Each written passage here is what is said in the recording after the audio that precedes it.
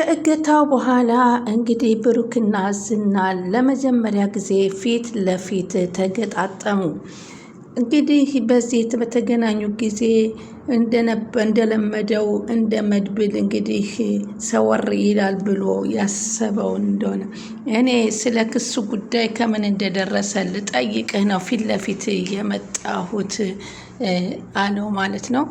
ፈጽሞ የእሷን ይቅርታ የማህሌትም ይቅርታ እያለች መታ ነበር። ይቅርታ እንደማይቀበላትና ከዚህ በኋላ ሌላ ህይወት መጀመር እንደሚፈልግ ስለማልቀበልሽ ውጭልኝ ብሎ እንግዲህ ጎትቶ ከቤት ሲጎትቶ ሲያወጣት ይታያል ማለት ነው። ሰላም ወደ ቻናሌ ተከታታዩ ሰላማችሁ በያላችሁበት ይብዛልኝ። ለቻናሌ አዲስ የሆናችሁ ሰብስክራይብ፣ ላይክ፣ ሼር እያደረጋችሁ አበረታቱኝ። የምታበረታቱኝ ከልብ አመሰግናለሁ። ምሳሌ ቀጣይ ፓርቲ ይዤላችሁ መጥቻለሁ ማለት ነው። እንግዲህ በዛሬው ጊዜ እንደምናየው ብሩኬና ዝና ተፋጠዋል። ብሩክና ደግሞ ማህሌት ደግሞ ጎትቶ ሲያወጣት ይታያል። እንግዲህ ከዚህ በኋላ አሁን ለመጀመሪያ ጊዜ ነው ዝናን በርቀት ያየው ብሩኬ። ልክ እንደ መድብል የሚሰወር መስሎት ዝና እንግዲህ በደንብ እያየው ነበረ። በእርግጥ መድብል ራሱን የሰወረው ለምሳሌ ሲል ነበር እንጂ እሱን ፈርቶት አልነበረም።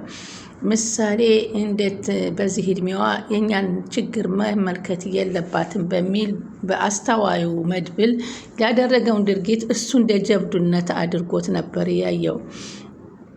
አሁን እንግዲህ በጣም የሚገርመው እንግዲህ ባለፈው ሳምንት ፓርት ላይ መድብል የተቀየሰው ለምሳሌ በምሳሌ ፊት ላይ ምንም አይነት ስህተት ሲሰራበት ማየት የለባት መጻለይ ናት።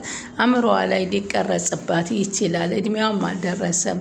ለሷ ነፃነት ክብር ሲል ነበር የተሰወረለት። ዝና ግን ከምሳሌ ፊት ያገኛትን አጋጣሚ ለመጠቀም ሞክሮ ነበር። ሆኖም ግን መድብል ምሳሌን ይዞ ተሰውሮ አላገናኘውም ነበረ። ትንሽም ግምት ነበሩ አቶ ዝና መድብል ምናልባት የተሰወረው እኔም ፈርቶኝ ሊሆን ይችላል የሚል ግምት ቢኖርም ግን ያ እንዳልሆነ አረጋግጦለታል ብሩክ ማለት ነው።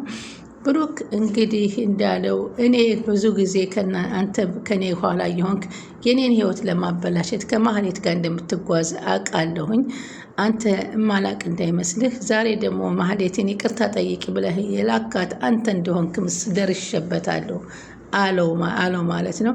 ምን ማለትህ ነው ሲለው፣ አዎ ማህሌት ብሩክ ቤት መታ እንግዲህ ያየነው ባለፈው ፓርት ላይ መጨረሻ ላይ ቅድስት 2-3 ጊዜ በሩን ስታንኳኳ ዘግታባት ነበረ።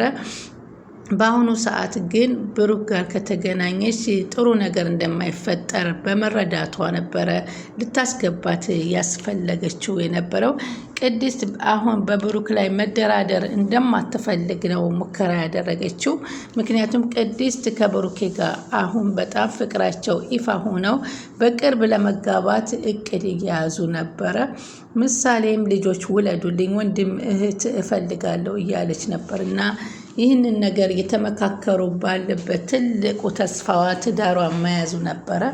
እቅዷን የሚያበላሽባት በፊት ለፊቷ የሚመጣን ነገር ማስወገድ ትፈልጋለች። የማህሌት ወደዚህ ቤት መመለስ እንግዲህ በጸብም ሆነ በፍቅር የቅድስት መንገድ የሚያበላሽ ስለመሰላት እንግዲህ እሷ በፍጹም በሩን ዘጋችባት ማለት ነው። ይህንም እንዳታስገባት የተንከላከለችበት ምክንያት ማን ነው ብሎ ለሶስተኛ ጊዜ ሲከፍተው ነበር እንግዲህ ማህሌት መሆኗን ያወቀው።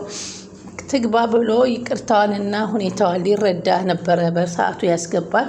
ከገባች በኋላ ግን ከዝና ጋራ ስልክ እያወራች በተደጋጋሚ ስልኩን እያየባት ስለነበረ ዛሬም ለተልኮ ነው ወይ የገባሽው? አትማሪም አንቺ ከአንቺ ይቅርታ አደረኩልሽ ማለት ከዚህ ቤት ትኖሪያለሽ ማለት አይደለም። ስለዚህ እባክሽ ውጭ ነበረ ያላት እሱ። እያንዳንዱን እንግዲህ ቅድስት ደግሞ ፊት ለፊት የሚነጋገሩትን የብሩኬንና የማህሌትን ንግግራቸውን እየሰማ ነበረ። ቅድስትም ግልጽ እንዲሆንላት እኔ ልግባላችሁ ጋሼ ወደ ውስጥ ስትለው፣ አይ እዚሁ ሁኚ ቅድስት መግባት የለብሽም አንቺ ማህሌት በተቻለ አቅም እንግዲህ ይቅርታ ለመጠየቅ ስተተኛ እንደሆነ ከዚህ በኋላ ጥሩ እናት ለመሆን እንደምትፈልግ ከዚህ በኋላ ምሳሌም ጥሩ እናት ለአንተም ጥሩ ሚስት መሆን እንደምትፈልግ እያለች እየነገረችው ነበረ። እሱ ግን ከዚህ በኋላ እኔ ላንቺ የሚሆን ቦታ የለኝም፣ በቃ መጀመሪያ የምሳሌን እናት ተክተሽልኛል ብዬ ተደስቼ ነበር። ሆኖም ግን ከዚህ በኋላ በፍጹም ቦታዬን ልቤን ለሌላ ሰው ሰጥቼዋለሁ። ብዙ መከራና ችግር ወጣ ከጎን የነበረችው ቅድስት ናት። አንቺን ወደ ህይወቴ ላስገባሽ አልችልም። ይቅርታ አድርጌልሻል፣ ግን ከኔ ርቀሽ መኖር አለብሽ ብሎ ሲል ይቅርታ አባባሉ በጣም ስታሳዝነው፣ ይህንን ይቅርታ የምታደርጊ ምናልባት ተጸጽተሽ ወደ ቀድሞ ህይወትሽ መመለስ ፈልገሽ እንኳ ቢሆን በፍጹም አንቺን ይቅርታዬን ብቀበልም እዚህ ግን ላኖርሽ አልችልም በማለት እንግዲህ እየጎተተ ወደ በሩ ሲያደርሳ ቅድስት መጀመሪያ ጨንቋት ራሷንም አፏንም እየያዘኝ ነበር። ምን ሊያደርግ ይሆን እውነት ምን ሊያደርግ ይሆን እያለች ነበረ። አሁን ዝናና እንግዲህ ብሩኬ የተገናኙበት ጉዳይ የተገናኙበትን ለማህሌት የሆነውን ነገር እንዴት እንደሆነ እንዲሰማ በቅርብ እንዲከታተልለት ስለፈለገ ነው እሱን እርቅ እንዲታረቀው የፈለገው። እሱ ግን በፍጹም ዝናንም ሆነ ማህሌትን ካጠገባቸው ሊያደርሳቸው አይፈልግም። አሁን ማህሌት እንግዲህ በውስጡ ይቅርታ ቢላትና ወደ ቀድሞ ህይወቷ ቢመልሳት እንኳ ወደ እሱ ቤት እንኳ የቤትም የቤት ሊያደርግ ቢፈልግም ዝናን ለመካድ ወስና ነበረ እሷ። ምክንያቱም ከብሩክ ጋር ሆና ጸባዋን አሻሽላ ለምሳሌ ጥሩ እናት ሆና ለመቀጠል አስባለች በውስጧ በልቧ። እሷ ግን በፍጹም ያንን ብታስብ ዝና በፍጹም እንደማያስቀምጣት እያሰበችም ነበር። ግን የብሩክን ያክል ደረጃ ከዝና ያገኘችው ምንም ነገር ስለሌለ በጣም በረሃብ ተጎድታ ተሰድባ በአስፓልት ተጥላ ብዙ ነገር የደረሰባትን ነገር ደረጃዋ ከቀን ወደ ቀን እየወረደ ከመባረር ድረስ የደረሰችበትን ምንም አይነት አማራጭ የላትም። ከዝና ጋር ያለውንም ነገር በቃኝ እያለች እየተማረረች ነው ያለችው። ምክንያቱም በአሁኑ ሰዓት እህቷን ኤፍራታን ስታያት ይቅርታ ተደርጎላት ጥሩ ህይወቷና እፎ እያለ ሰላሟን እንቅልፏን እየተኛች እንደሆነ ከነ መድብል ጋር መሆን ምን ያህል እንደሚያስደስት እያየችውን ስለሆነ በጣም እየተጸጸተች ነው። ሆኖም ግን ይህንን ነገር ደግሞ እሷ ተጸጽታ ወደ እነ ብሩክ ቤት ልቧ ተሰብሮ ብትመጣም እነሱ ግን በፍጹም በቦታው በውስጡ ቅድስትን ስለያዘ በፍጹም ሊቀበላት አልቻለም። ከዚህ በኋላ እንደዚህ ካላችሁኝማ ደግሞ ኤፍራታን አጋልጬ በቀሌን አጋልጬ መስጠት አለባት፣ ከእግሬ ስር ማህሌት ይቅርት በይኝ በማለት መንበርከክ አለባት በማለት እንግዲህ ወደ ኤፍራታ ወደ ዝና ተመልሳ ሄዳ በፍጹም ሂጄ ነበር ከፍቅር ቤት ሊሳካልኝ አልቻለም። ኤፍራታንም እንግዲህ እንደፈለክ አድርጋት አይመለከተኝም ብላ ሁሉን ተስፋ መቁረጧን ነግረዋለች። እሱም ጉዳይሽ ነው፣ ከብሩኬ ጋራ ማትስማሚ ከሆነ ከኔ ቤት እመጣለሁ ብለሽ አታስቢ። እዛው እንግዲህ አሳክተሽ ከሆነ ብቻ ነው ወደ እኔ ጋር ስልክ መደወል የምትችይው። ከብሩኬ ጋር ያለውን ጥሩ መልካም ነገር ይዘሽ ካልመጣሽ እኔም አንቺን አላቃሽም በማለት ነው እንትን ያላት። እንግዲህ ዝና አሁን እንግዲህ ከነሱ በመናደድ እንግዲህ ቀጥታ የሄደባት ወደዛች ወደ አገታት ትህትና ነበረ። እሷም እባክህ ገንዘቤንም ወስደሃል፣ ሁሉን ነገር ውሰድ፣ ግን እኔን እባክህ ክብሬን አትንካኝ እያለችው እየለመነችውም ነበረ። እሱም ግን ዝም በይ፣ መጀመሪያም ከኻሊብ ሙሲሲ ያመጣውሽ አይንሽን ስላረፈብሽ ነው፣ ምንም ማድረግ አልችልሽም እያለ የመጨረሻ ውሳኔውን ሊወስንባት እያለ ነው ያለቀው። ቀጣይ እንግዲህ ምን ይሆናል ብለን ደግሞ ስለ ዝናና ስለ ታገቿ ልጅ የምናይበት ይሆናል።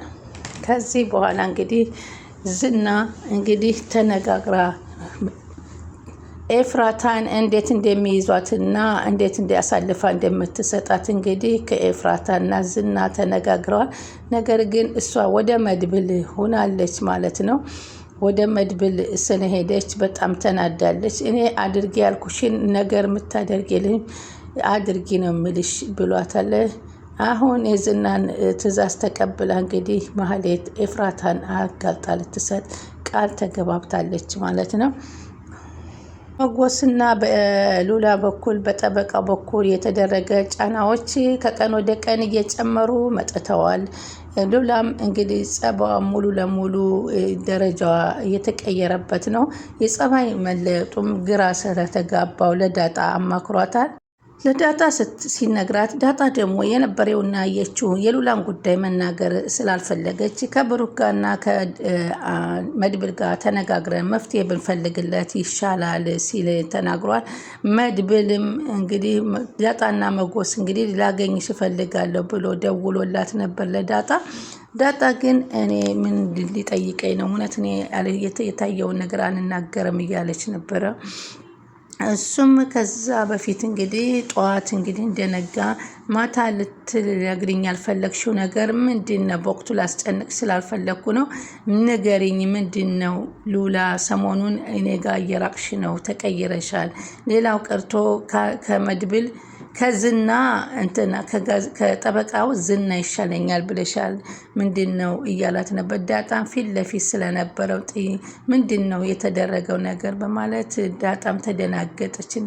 ሉላ ያሳየችውን አክት ነገር ያሳየችው ዳጣም እንዴ ምንድን ነው እየተፈጠረ ያለው በማለት እንግዲህ ሁለታቸው የሚያውቁት ነገር አለ በማለት እርግጠኛ ቢሆንም ዳጣ ልትነግረው አትችልም። ቀጣይ እስከምንገናኝ ሰላም ሁኑልኝ።